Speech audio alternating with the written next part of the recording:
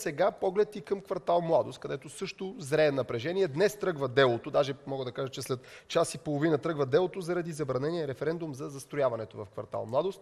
В нашото студио вече са Десислава Иванчева, която е кмет на квартал Младост, и Биляна Петрова, заместник кмет. Здравейте и добре дошли при нас, дами.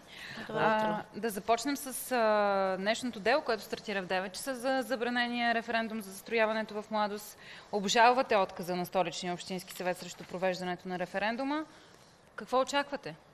Аз искам първо да поздравя гражданите от Манастирски ливади и да кажем, че Младост ги подкрепа. Проблемите са идентични в всички райони. Не виждам дали остана квартал в София, където да няма едни и същи протести за застрояване, липса на тротуари, липса на улици, зелени площи, детски площадки и така нататък.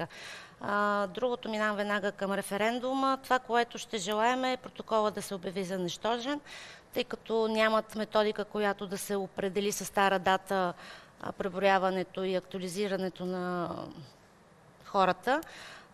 Ние сме внесли подписката на 12.12.2016, а цифрите, които са съобщени към 17.2, където с различни НПО-та сме направили проучване с МВР и те официално са отговорили, че с така стара дата не могат да дадат такава информация. А ще се наложи ли самите въпроси, които бяха обявени за незаконосъобразни, да бъдат по някакъв начин преформулирани и да редактирани? Значи смисъла на въпросите е ясен, така че не е никакъв проблем да се формулират. Все пак, когато сме ги създавали, това е било повече от преди една година. Не повече от една година, няма значение. И е ясно на всички, които да прочитат какво искаме да кажем с тези въпроси. Въпатното, което искаме да кажем е за бройките 10%, за нас ние ги имаме, даже имаме с 30-40 човека отгоре. Само искам да обясня, че дали ще преформулираме въпросите, зависи от това дали са гласували 5 или 10%, дали 5 или 10% са се подписали в подписката и колко гласове ни признават, защото при 10% стават задължителни въпроси и тогава наистина могат леко да се преформулират и да се тълкуват. Ние желаем да се стартира процеса на обсъждане за ПУП-овете и за общия устройствен план. Точно затова и референдума, за да има гласност и всички да участваме в процес. Съвсем набързо ще ви покажа интересни факти, които са във връзка с колко е всъщност общия брой избиратели в Младост. Това е първия въпрос, който искаме да обсъдим. Ако видите, това е протокола от 14 ноември за избора на кмет на госпожа Иванчева. Общия брой според ЦИК 87 829. 10% от тях са 8783, аз го виждам. Според протокола на МРРБ, както са преброили нещата, ние и първо общия брой гласоподаватели е 94 186, което означава, че за 20 работни дни те са се увеличили с 6347 човека. Това означава по над 300 човека на ден. Искам да кажа, че в 12 от тези дни трябваше да има огромни опашки. В 12 от тези дни госпожа Иванчева и аз бяхме в кметството и опашки нямаше. Как така е нараснало с толкова? Ами това са документи, които могат да бъдат открити в интернет. Има две хипотези. Едната е, че данните, ако тези данни също са верни, това са общия брой гласоподаватели само след 20 работни дни, означава, че в Младост е имало страхотен изборен туризъм. Тоест такъв референдумен туризъм.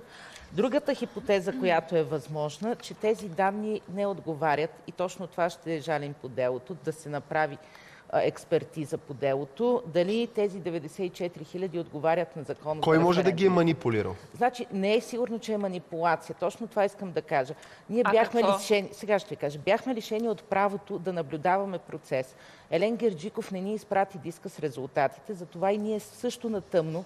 Той го е получил от МРРБ играл, но не сме го получили. Чакайте сега, каква е целта?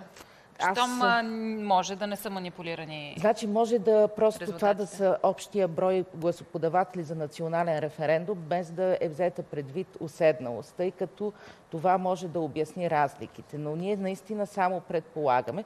За това взехме данните от избора на госпожа Иванчева, защото са местни избори за кмет и са най-близо до нещата. Да разбирам от всичко това, което казахте. Изложихте като факти, че вие очаквате да премине успешно обжалването. Да, и последно да кажа, ако тези цифри са, ако има грешка в МРРБ, а те признават, че нямат методика в други писма, означава, че ние вече сме постигнали 10% и тези референдума е задължителен. Дори гласовете, които са ни признали подписите, са с 39 повече. Добре, дайте да преминем към един друг въпрос, който вчера разбуни духовете, именно репатриране на автомобили заради отсъствие на технически преглед. Ние самите получихме сигнали от Получихме сигнали, имаме дори видеокадри от цялото това събитие. Нека всъщност да видим какво успяха да запишат колегите и дали може една кола да бъде вдигната от паркинг на жилищен квартал заради това, че не е минала на годишен технически преглед.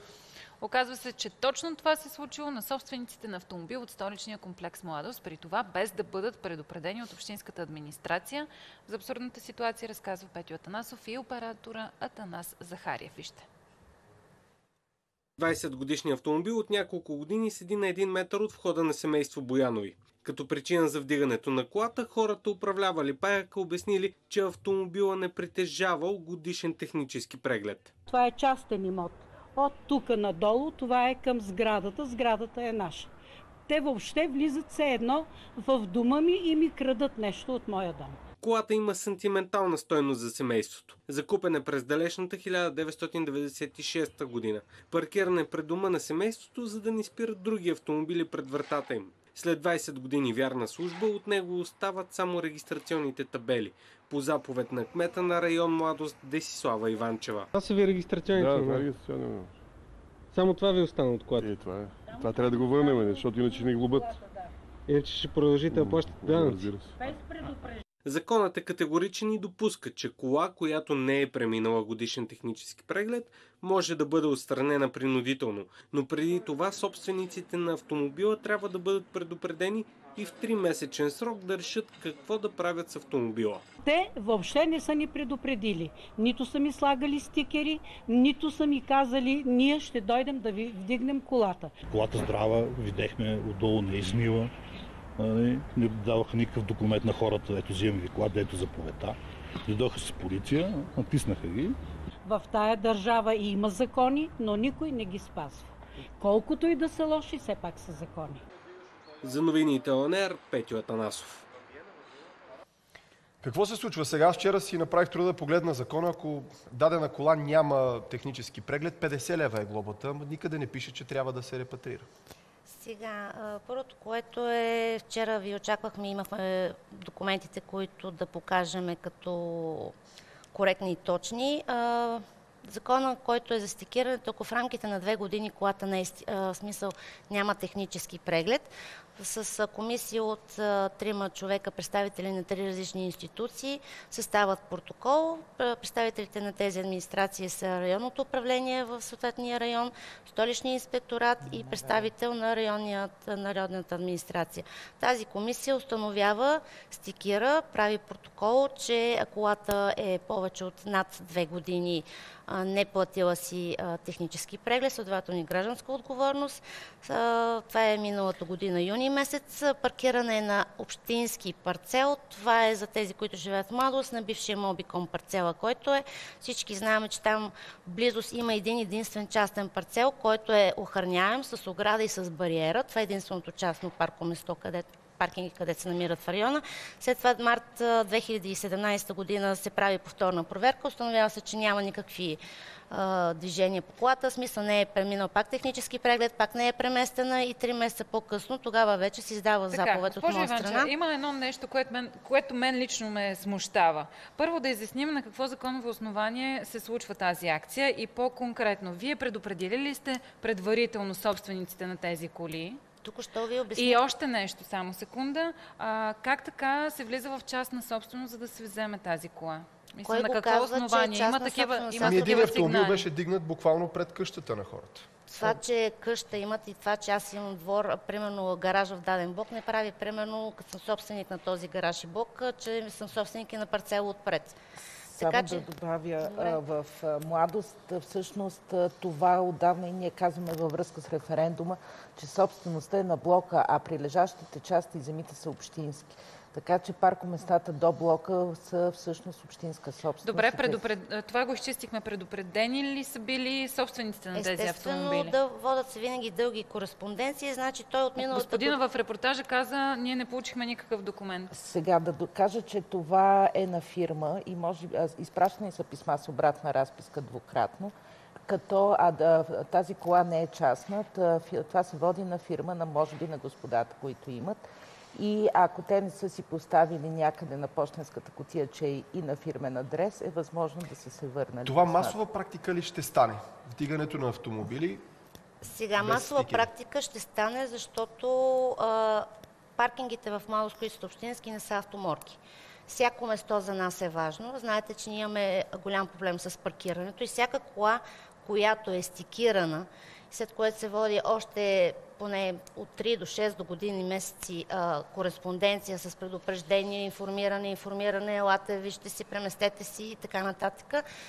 Поне 1 година има още регистрация на административни писма и след това вече се вдига, ако случайно може да се стигне до тази кола, тъй като тази кола трябва да се дигне още юни месец, тогава е заповедта финализираща, която отново се изпращат на лицата, които районната администрация, районното управление ни подава адреса на регистрация, където доколкото са си подали като информация къде е точно техния адрес и след което, както виждате, след 3-4 месеца още по-късно ние успяваме да стигнем тази кола, тъй като тя е доста така задънена, заобиколена от други коли и не можем да стигнем да я вдигнем. Значи всеки, който не е минал технически преглед, има повече от 2 години липса на регистрация, липса на стикер, липса на номера и така нататък, се води, че е незаконно и трябва да се вдигне, да се отстрани, тъй като паркингите не са автоморки. Благодарим ви много за това гостуване. Диляна Петрова, сега заместник кмет на район Младост. Благодарим. Успехи на референдума.